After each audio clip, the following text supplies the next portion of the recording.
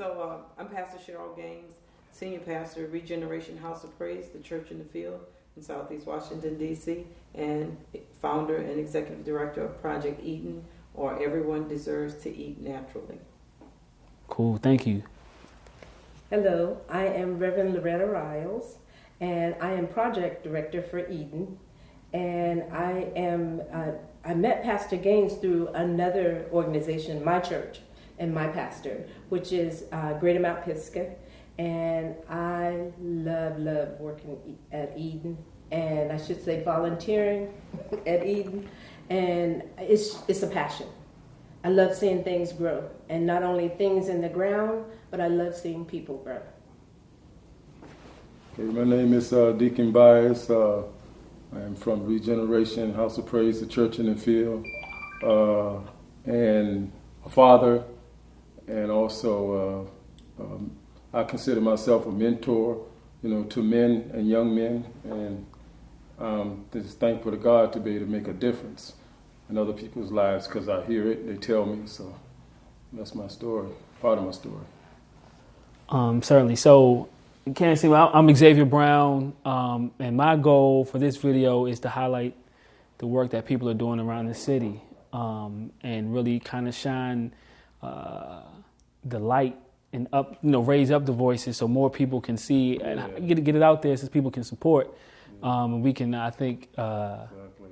Eden's been rolling, been able to sustain itself with a little bit, and so I think that means that it's a project that can kind of, I think, step up to another level, and we just figure out ways we can do that.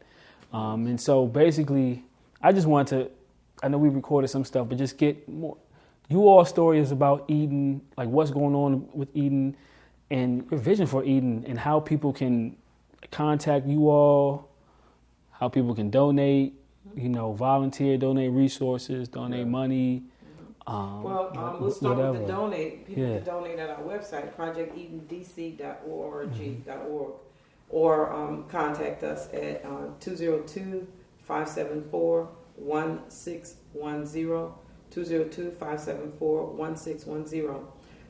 But the story of Eden really is the story of about people, and young people in particular in Southeast Washington, D.C. As I've shared with you before, Eden is a tool. It's a tool in the hand of people who are committed to this community to make a difference and to make a positive impact. So Eden is about people? Yeah. Right. Okay. Eden is about people, and Eden is about empowerment. It is really designed as a tool to engage young people in Southeast Washington, D.C. and the district as a whole in positive activities around an urban agricultural initiative. Mm-hmm. All right, let me do this again. Can I ask you one question? Because I know if you go dig deeper into it, one thing I've noticed, there's not many churches that have gardens connected to them, right? Mm-hmm. So could you, I don't know, somehow add that into there? Let's do it. If you can ask me, maybe I can answer. Okay, because I'm just thinking that at my let me share this. God gave me a vision several years ago to start an urban garden initiative, and behind the urban garden initiative would be the process of engaging young people in the inner city to teach them not only nutrition and urban agriculture, but also help them to design businesses or find their own niche out of an urban agricultural initiative. And some of what we do is now, especially after we've been around since 2012, and it's now 2017, so now we're at the point where Eden is actually producing byproducts. And so we want to take these byproducts to market. And so we've taught the young people not only how to plant, to water, to weed, to garden, and to grow, but now we've taught them also how to harvest and to turn the harvest into something that is a product that could sustain what we're doing here in Southeast. I think that's great. Reverend Rouse, I know you're like the woman on the ground with the youth all the time in the soil, watering, planting, counseling this youth through state, you know, all that mother, all these different types of things, and like, you know, helping to nurture the kids while they nurture the plants, and it's almost like a cycle, and the plants nurture us when we harvest them. So, I mean, could you speak more to that and how that, you know, plays in the role with Eden, but also, like you said earlier, you know, Janae helped kind of, you're pouring into these kids and they're pouring it back into you, and it kind of keeps you going. Could you talk more about that and just, you know? This summer was the first summer that I started with the summer program, which is here in the district. I started with a program called Career Connection, and that's where young youth were slotted to work here at Eden. And I had 3 that started, and only 1 completed the program. However, I keep in touch with 2 of them. And Janae is one of the ones that completed the program, and her testimony just gave me the boost or the inspiration or the power to just continue to do what I do. And shortly after, you know, working with her, then in June, she came in March, and in June I received, I think at the time it was 20 young people. That was what I felt in the beginning. But Janae had been with me long enough that she became like an assistant. And so she took on that role, and to see her grow from not wanting to be in the dirt, not wanting to really have anything to do with the garden, she took on the role of, I'm going to help you. And so we are in the community to help each other. And to see her rise from me helping her, and then for her turning around, helping me help others, and knowing that this is the cycle that we were going into, that's what was important to me. And then when I had the young people that were here during the summer, they were only here 6 weeks. One of the first things, Eden is a faith-based ministry. And that was communicated even before we started. And to see the young people, I had one young man says, I'm not for all this church stuff, Reverend Rouse. Just give me the dirt. And he said dirt, and I'll work it. But to see him go from, I'm not for this church stuff, to go and working in the garden, digging in the soil, and just interacting with the other youth, to coming in one morning and saying, Reverend Rouse, I want to say the prayer. Those kind of things are the ones that you look at. And to see some of the youth saying, my mom doesn't cook vegetables, but I'm going to take some home and show her what you taught me how to do. And to see them wanting to do more, or even keeping in touch with me after their program had ended, and to making myself available past that time.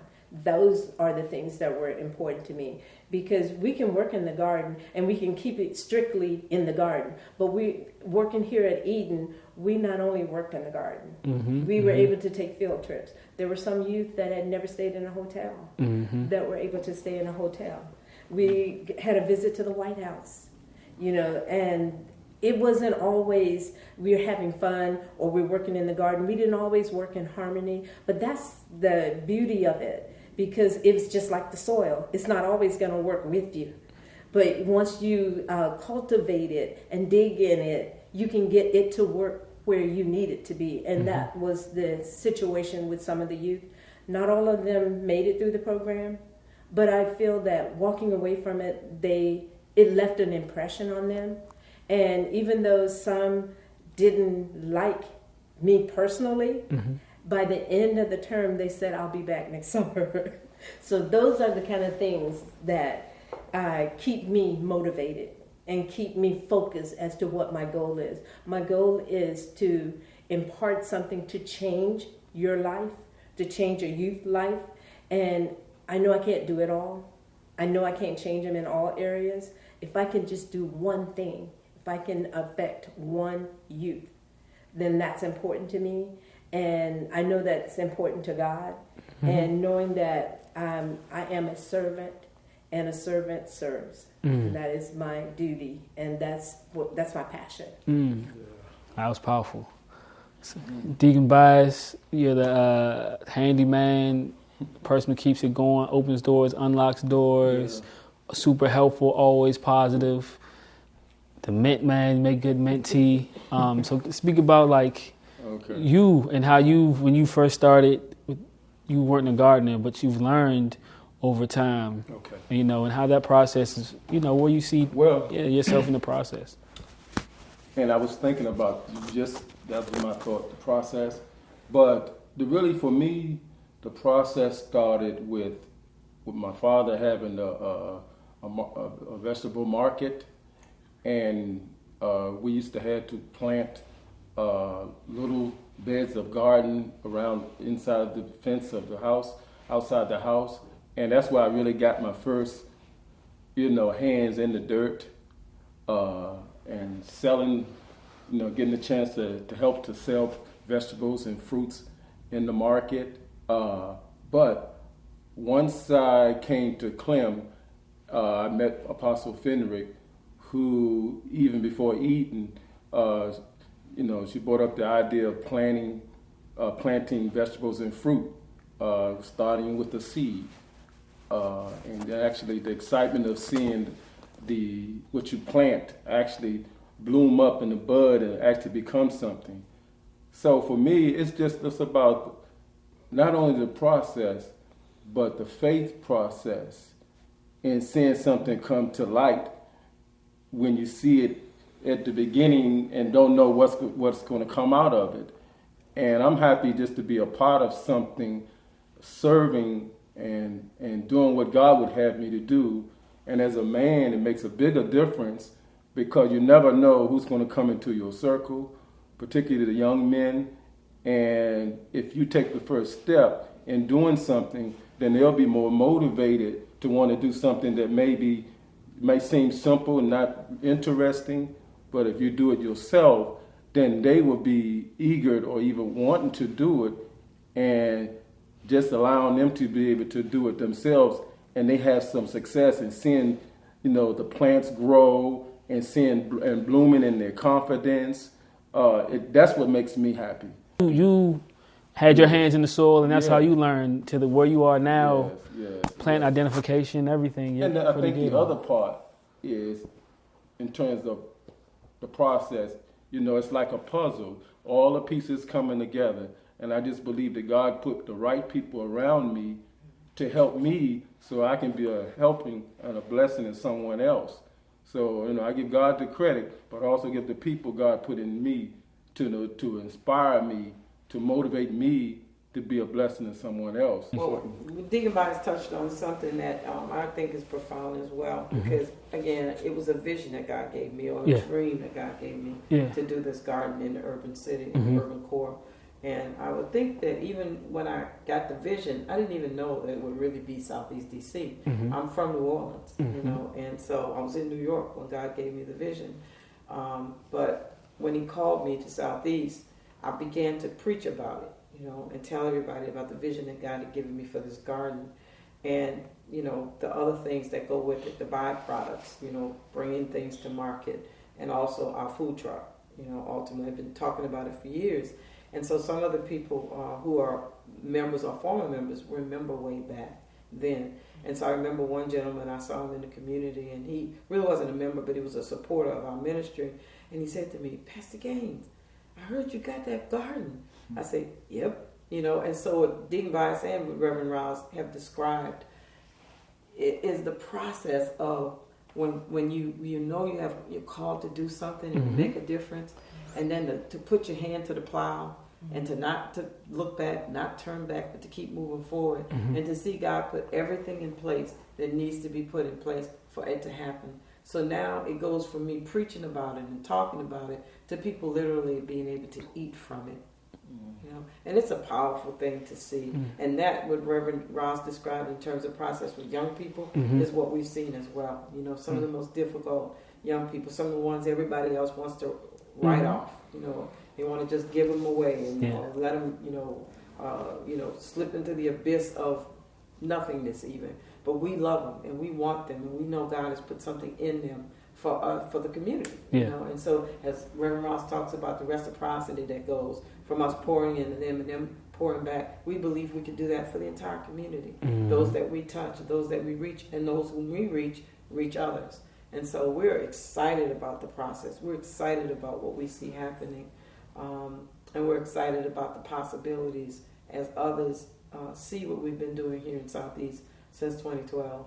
And recognize that a small church, you know, people say don't call it a small church, an emerging church. What an emerging church can do with committed people and with a vision. You know, just one thing I wanted to touch on as well. Excuse me. When people call them troubled youth or requiring youth, I look at it as a challenge. So to me, if you say that I can't do something, and I've always been that way, you know, that's just by nature. You say I can't do something, I know that I can do it. It's not impossible. So when I look at a youth like the young man I was speaking about earlier, he was one that none of the other kids really cared for him because they said he was kind of arrogant and he kind of, you know, he said he had swagger. And so his swagger was kind of really rubbing people the wrong way. Matter of fact, it was already told to me the very first day that he wouldn't last through the program. And to see him change, mine was, okay, that means that's a challenge for me. So I'm up for the challenge. And so when I come to Eden, I'm up for the challenge. And I'm up for the challenge because one day I will not be here. And what is my legacy? And it doesn't have to be my legacy that came out of my own bloodline. What is my legacy? Not only that, even when I am here and I'm no longer able to till the soil, what is my legacy? You know, and interesting too about much of what we're doing and much of what has happened here is that you know, we started with just the church members, you know, and so it's a lot of young people. But we have a good photographic library of the progress of Eden. And so we go from a young lady who was a little girl, really, who was tilling the soil with one of those hand-pushed tillers, you know, to the soil movers that we had come in when we actually built the hoop house. And so, and from these young people watering the 10 by 20 plot to these young people now building the raised beds that you see in the garden.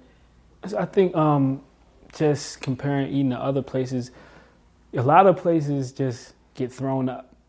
But Eden, people have grown with Eden, you know. Yes. We've seen people actually grow with Eden. And I mean, just like giant oak trees, it takes time, you know. So there's no tree that grows 100 feet in a year, you know, and great things take time. And so just like with plants, you need, just plants, you know, that out in the field, they need water, they need rain, they need conditions that people may deem that are difficult, but that actually is necessary for the plants to grow. And it kind of makes me think about Eden, where the experiences of Eden, a lot of people, man, that was rough. This happened, that happened, this, you know. But these are processes that are necessary for Eden to grow and to, I think, stand out as an organization over here that's separate from a lot of the other work that's being done in the city. And we've grown our board as well, and we're a 501c3 now. We weren't in the beginning. We were just the ministry of our church, and now we're a formal 501c3. We have a very good board, you know, a very good board of professionals. And so, you know, we are taking the steps that you need to take to grow. And it does take time, as you said. And so it's not, one of the things that's happening for Eden now is we're actually becoming like a training and technical assistance. Could you speak more on to that? Just with like the first thing I said about not many other churches have gardens and farms, and you all being like one of the few churches I can think of off the top of my head, and how through the faith community, how people are looking to you all as like, well, Eden's been able to do this. You know, we were able to host a pastor of a mega church just last week who came in from another county because he heard about what we were doing here at Eden, and he came to see what we were doing to see if we could help him developed 120 acres that he has, that his church owns, then that he's looking at farming. And then we're also in February, we have someone coming here from my hometown of New Orleans to look at how we might be able to export Eden to that community. Again, as a model of intervention for young people. Yeah. We have business owners now, restaurants, that are asking us to come in and build Eden in the backyard of their restaurant. Yeah. And then we have homeowners who also want us to do that. Well, we have young people that are working with Soilful, Soilful, run by Xavier Brown, and our young people are the Green Team and the Green Team Collective. Yeah. And our young people can build, design, do landscaping, do the whole urban agriculture or agriculture piece to help people to sustain their gardens or their farms once they begin to plant it. And so that has happened over time, as you said, because we've been consistent with some of the young people who started with us as young as 4, who are now 9, or who started with us as 12 and they're now 17. And so we've got that kind of longevity, and the young people have been able to grow with Eden. Yeah. And so some of them, as you know, have done their school projects on Eden. Just to highlight how it's a circle, or things have come in full circle, or coming full circle with youth. Now you're able to hire these youth and projects in New Orleans, projects with restaurants, and these are things that they've learned at Eden. And so and it's a sustainable model. Exactly. Right?